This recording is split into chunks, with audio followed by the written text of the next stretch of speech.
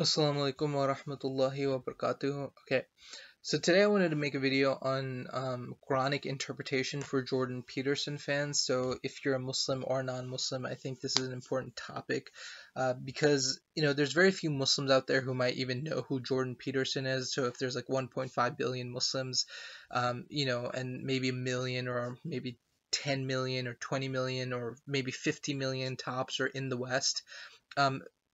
That Jordan Peterson is actually really relevant to their experience, right? But very few of those Muslims are actually intellectuals or care about that type of thing or have the time to look into it or the resources to look into all that type of stuff. So there's very few Muslims who actually are rooted in the Quranic tradition and know the Quran and know the Arabic of the Quran and like understand the tradition versus the religion, right? And understand the tradition versus the Quranic texts, and that type of thing. And then also like or love Jordan Peterson because he's amazing, and so like that is a rare combination. And so I think I'm uniquely suited to talk to that audience of people who are interested in Jordan Peterson and also are concerned about Islam and things like that, about like the foundations of Quranic interpretation and how the Quran, the whole idea of the Quran being a miracle is that it doesn't require interpretation. And that might be troublesome. I was watching the Sam Harris and Jordan Peterson debate recently, and that was so interesting. I think I'm going to do a video where like I take it and it's the same like 2 hours, but I'll pause it every once in a while and then like provide a verse of the Quran and commentate the Islamic perspective like as almost like an invisible third person in the conversation. Just so people can kind of understand better. Anyways, so let me begin. That's a 2-minute intro, so let me start talking about the actual content of the video, which is like the foundations of Quranic interpretation. So first off, there's basically a sequence in which the Quran was revealed. The Quran is a historical text.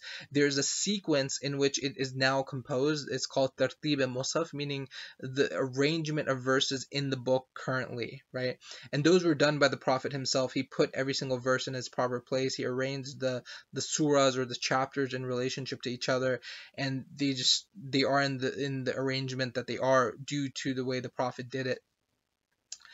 And there's a sequential temporal sequence to the revelation of the Quran, meaning this verse was revealed, this was the first verse that was revealed, this was the second one, this was the third one, this was the whole chapter that was revealed together, and there's a sequence. Now the thing about the temporal sequence, it's not fully known. There's definitely a lot known about it, and there's definitely like the 313 legal commandments, those are known. The conditions in which the command was issued and the sequence in which the commands were issued are definitely fully known, right? So that is something that legal scholars need to take more into account, and I will come to in a second.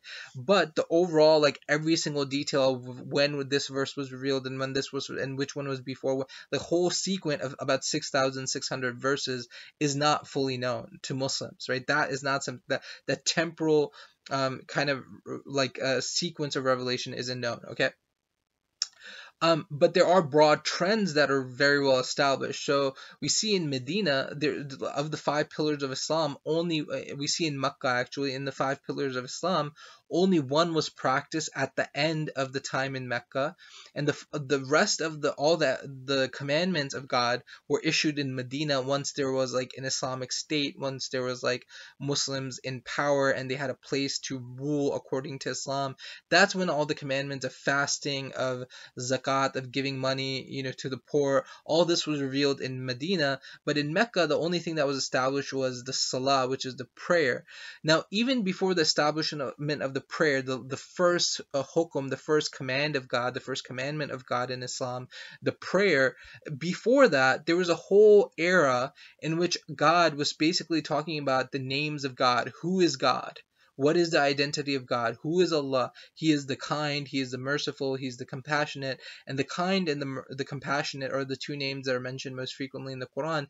So before we even get to the law and how the law should be implemented, we have to know who the God is who is commanding the law, who is the person commanding the law, and what would please Him, because the whole point of the law is to please God. So we have to know God. And in the sequence of revelation, all the names of God were revealed first. God is compassionate, God is sacred, God is pure, God is loving, God is God has dignity, God has pride, God is strong, he's able, he's perfectly powerful, he's dominant, he's subjugating in how powerful he is. He's the one.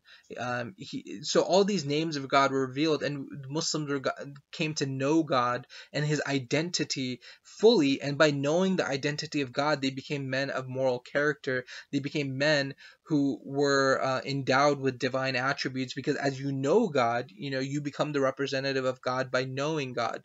The more fully you know God, the more fully you can be his representative on earth. And that is, of course, the nature of the human. That's the Adamic state.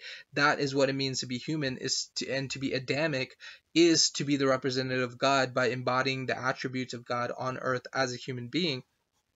So first, that state was created, and a culture of divine attributes and character was cultivated in the Muslims in opposition to kind of the oppressive nature, repressive, theomorphic nature, Adamic nature, repressing polytheistic society. This subculture was created, this internal culture of theomorphic qualities amongst a social group of people was created, and a gnosis of God, a knowledge of God was given, right?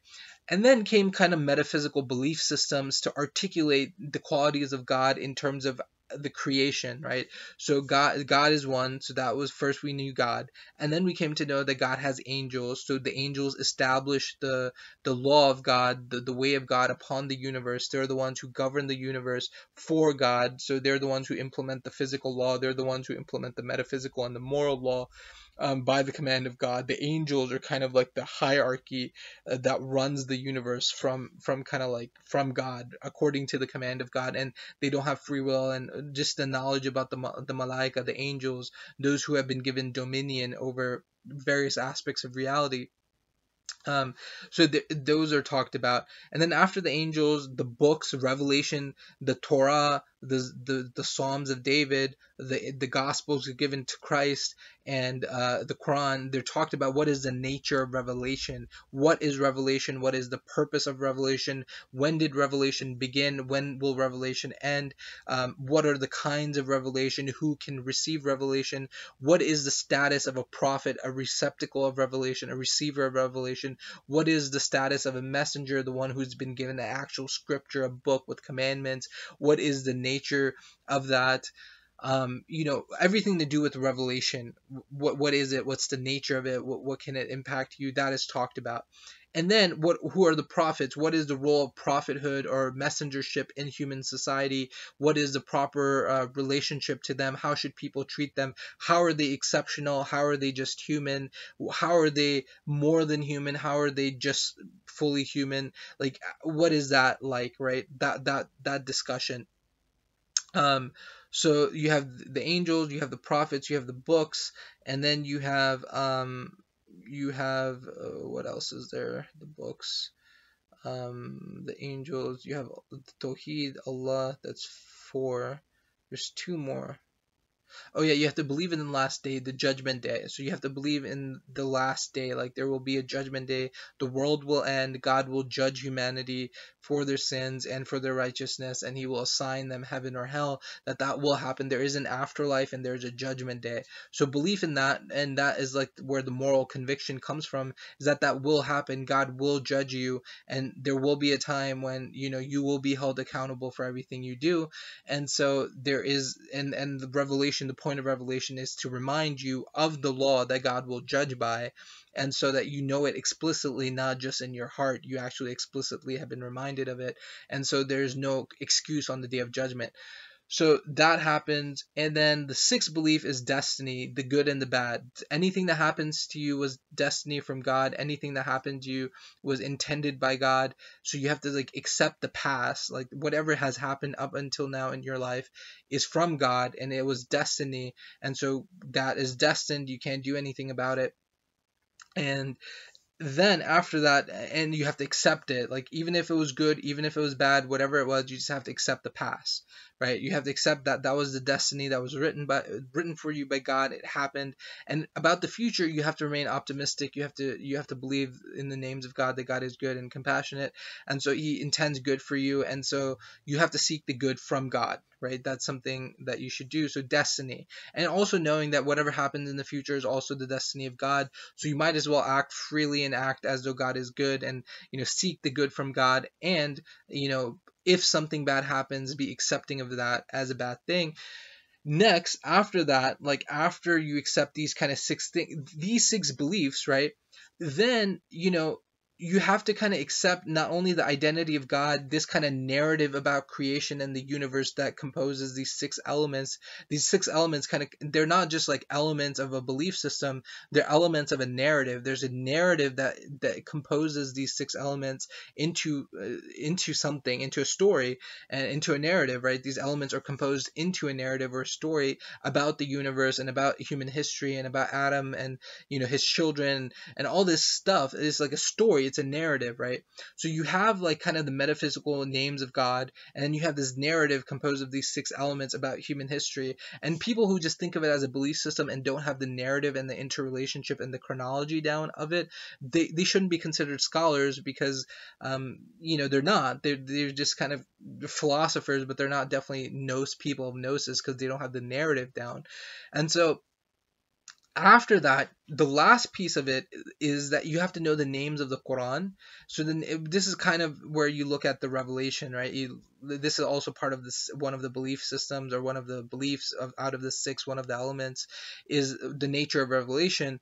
But the Quran is seen as exceptional revelation, right? The Quran is seen as absolute, final, total revelation for the rest of human history, which is seen as a limited thing. Like human history won't go on forever, and Muslims are not supposed to contribute in any way to ending it, right? So that's not like, in Christianity, some schools of Protestantism like that are pro-Israel, they're like seeking the end of the world. In Islam, there's no seeking of the end of the world. There's an acknowledgement that it's close, and there's a living fully despite the fact that it's closed, right? You live fully despite the fact that it's close. Like the Prophet said, if I knew that the day of judgment would come tomorrow, I'd still plant a tree, right? Like, so it's still like you're still doing it, you're not bringing it forward, but you're aware of it, that the world is going to be the way it is. It's going to get worse and worse, and it's becoming more and more pragmatic, because the day of judgment is approaching, and you're supposed to just know that and be aware of it. And no matter how bad the world is into which you're born, and how much the suffering is that is inevitable due to the conditions into which you're born, you're supposed to be able to transcend that by recognizing the nature of the time that you're born into, and the nature of the world at the time that you're born into, and recognize that God will give you reward, God will increase your ranks in the afterlife, because of the nature of the world the way it is. So because Muslims will live according to the moral nature despite the pragmatic world trying to impose pragmatism upon them, they will suffer the most, because they'll resist it, they won't live that way. And so there will be a lot of things that a human being needs to be alive and needs to like feel good about living, and these type of things that they won't be able to actually have in their life, because they're living according to a moral nature rather than a pragmatic nature. And the pragmatic system is, if you don't submit to the pragmatic system, then what will happen is that you won't get a lot of what you need out of life, and you won't get like fundamental needs met, and so that will be suffering. And a Muslim is supposed to be able to take that suffering, and not just like not like in a Christly way, where you're just getting onto a cross or something. You're not supposed to like want the suffering, you're not supposed to do nothing about the suffering, but you are supposed to act morally despite the fact that the consequence will be suffering, right? So you're not supposed to act immorally to alleviate yourself of suffering. You should act morally, and sometimes you might be weak, and there's understandable that you might collapse or something, but you should always be returning to speaking the truth in the face of tyranny. And so that's kind of the belief system, and that's kind of the narrative. And so So the revelation, the Quran is seen as like the final and absolute revelation, and so there's names of the Quran, right? There's specific names of the Quran. There's names for the Torah and the Gospels which are shared by the Quran. So book. There's many names that are shared by all the revelations, but then many of the names are given only in the superlative form to the Quran itself. So the Quran is like the governing revelation. Quran is Al-Furqan, the distinguisher between good and evil, the criterion of judgment. Is Al-Huda, it is guidance for the people, for humanity. It is Rahmah, it is kindness, it is comprehensive goodness for all people. It's all sorts of, there's names for it. So first you have to know the names of the Quran before you even come to interpreting what the law is, right? Like what is Sharia, when is it implemented, what command of God implies where, all these type of things. You can't even get to that until you understand the names of the Quran and what the Quran is, right? And until you understand what the Quran is, you can't talk about the specific verses or commands of the Quran and how they should be enacted in the world. That's not a discussion you should be having until you know what the Quran is, the full identity of the Quran through the Quran. Until you look at all the usage, if there's one name that occurs 10 times in the Quran, you have to study every single one of those usages in relationship to each other and in context of the particular verse. So if there's 10 verses, each verse you have to look in context, you have to look in the flow of the surah, in the flow of the composition, what exactly is the usage there. And once you understand the 10 particular usages, then you can find the patterns of usage in the 10. That is when you understand the name of the Quran, right? That one name, and there's like 50 or 60 that are mentioned in the Quran. So you have to know the names of the Quran. After you know the names of the Quran, then you come to, then there's like Ahsan, which is the names of God, Iman, which is like the narrative with the 6 elements, and then there is Islam, which is then you're talking about legalities. And when you talk about legalities, there's 3 main states in Islam that you have to ask, what state are you in? Then you can talk about commandments. One is you're in Mecca, you're repressed, you're in a place where maybe you're home, but you're not in power, you don't have respect, you're not honored, you're not dominant, you're not the governing force. Right, so you're in a lower state, and you are in that state. You're just calling to Islam. You're calling to Tawheed. You're not seeking to establish Islam. Then there is when you're in a state. You're in Medina. You form the state, but the state can only be formed. Now look, this is important. The state can only be formed because you're giving in Mecca. You're giving invitation toward Tawheed, to the unity of God, to monotheism, and people respond to that message and invite you to come govern somewhere else without you imposing that governance. So if you're invited to govern a place based upon your character and based upon your message, that is when the Islamic State is formed. When someone invites the caller to monotheism, a person of deep character and strong character, to a place to govern the state according to Islam, that is when they're governing a state according to Islam, that is when the Islamic State is formed. Now, once the Islamic State is formed, there's all sorts of laws and commandments that come down one after another. There's still a sequence of commandments, but they can only be implemented within an Islamic State, and they're implemented in a certain sequence, and each one has certain conditions that must be met. Like, for example, the person who steals food, well, he's stealing food in a society where if anyone has food and a person's hungry, they would give it to them, right? That is a society that is formed first, and then he's stealing food in a society in which if someone has food to give, they'll give it to you. So you're not stealing in a society which is ruthless, which is throwing away millions and millions of dollars of food every single day, millions of pounds of food every day. You're not stealing in that type of society. You're stealing in a society which is very generous. You're stealing in a society that is giving. You're stealing in a society where people are already conditioned to give you if they have it to give to you. They're not selfish. They're not all just seeking, capitalistically to make more money and be self-interested. No, they're being generous with one another. That is the society in which you're stealing. So the creation of that society first is a presupposition of cutting off someone's hand for stealing. And so there's conditions under which certain things are done, yes, Islam has harsh punishments, but those punishments are exercised with extreme caution, and they're exercised in a context where that act is extremely reprehensible, right? That act is a pure expression of is a pure expression of just sociopathy. It's a pure expression of just total lack of concern for any person's experience, and a totally needless behavior.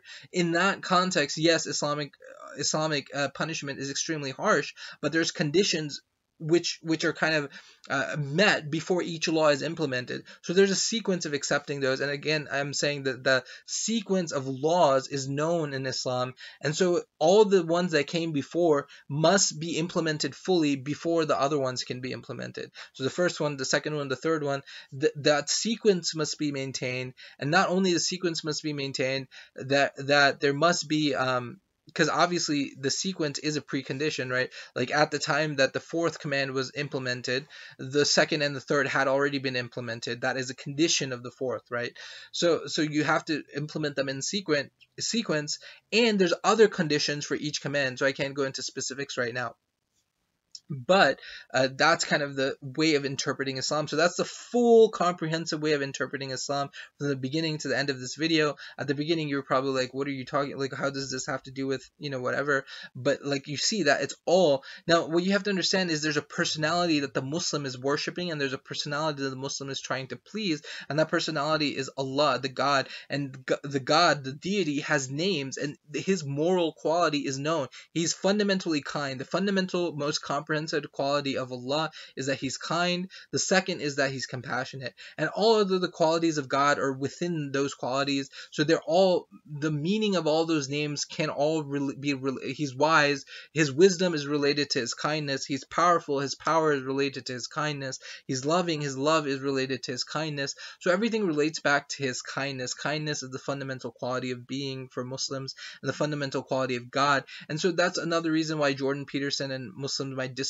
is because for Jordan Peterson, like, the fundamental quality of being is suffering, and for Muslims that's not true. The fundamental quality of being is kindness. I think that's the difference between both Jordan Peterson and Sam Harris and like a Muslim, in that, like, Jordan Peterson is fond of saying that Sam Harris isn't a real atheist, and I'm fond of saying that Jordan Peterson and Sam Harris are both real atheists, because the real understanding, like Islamically or Qur'anically, that who is a believer in God and who is not, is that the believer in God believes that the fundamental quality of being is kindness. It's not suffering, it's the opposite. It's kindness, it's goodness is the fundamental quality of being, and that the imperfection that causes suffering in this universe was introduced by us as human beings, but God will reestablish that. God will reestablish the perfect world. He will reestablish the kindness as the nature of being, and the unadulterated nature of being. It's still the nature of being, but it's adulterated by us. We're not affecting the quality of being, we're affecting the quality of life. And so our life suffers, but our being can suffer. But in as far as we are, we can suffer. We are kindness, and we imbue kindness, and we exude kindness. So our being can't suffer. But what can suffer is our consciousness and our life. Our bodies can suffer. Our life force can diminish. Our we can decompose. We can start dying. We can start getting older. All these type of things can happen, right?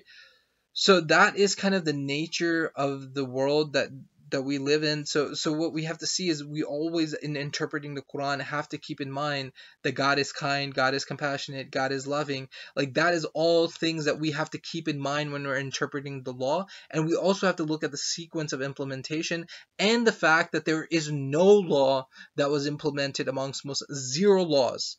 There were no laws that were implemented amongst Muslims until they had their own state, and the only way they could have their own state is by invitation to rule another part of the land, and migration to a place that they were invited to rule, right? This invitation based upon their moral character, their invitation to the message of monotheism and the worship of the one true God. That is the only way. That invitation the only way to get an Islamic state. Outside of an Islamic state, there is no Islamic law, and outside of an Islamic state, even in an Islamic state, there's a sequence of implementation, and there's conditions of implementing every single individual command, and the sequence of implementation itself must be observed.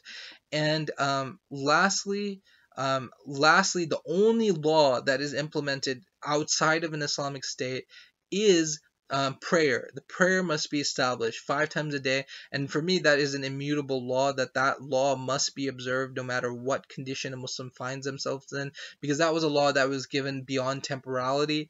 And so that commandment of establishing a prayer is eternal and forever without any condition whatsoever upon it, and so that's something we have to do. But other than that, every single other law that was given in Medina can't be implemented outside of Medina, and can't be expected by Muslims living outside of Medina to consider them to be laws. They're not laws, they're more like moral suggestions. They are the fitrah, right? So it is the fitrah, but living in a world that's perfectly disaccord with fitrah, you can't always take them as laws. You can't implement every single aspect of it as law until you're in an Islamic state, and then there's a sequence of implementing it. But they are the moral heights. They are the moral, like that, what the world should be. Once there's an Islamic state, there will be a true Islamic state. There will be a struggle to establish that.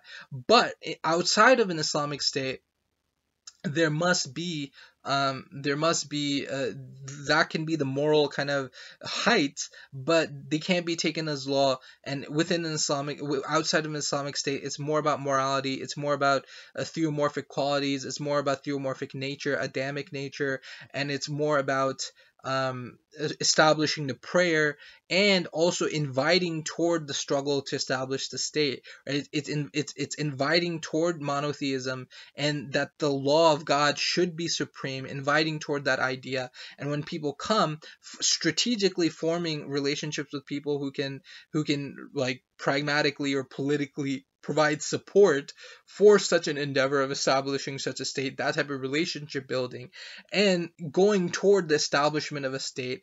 But no other law that has consequences for not obeying it can be implemented or considered to be obligatory until the state is established. Until then, there's no other kind of way of doing it. Anyways, talk to you soon. Assalamu alaikum wa rahmatullahi wa barakatuh. Please like, please subscribe, please comment below. Let me know if there's any questions or if there's anything I can answer for you. I'm hoping to get a response from this video, so I hope you watch to the end, and please do let me know what you think, because I would love to know. Okay, bye.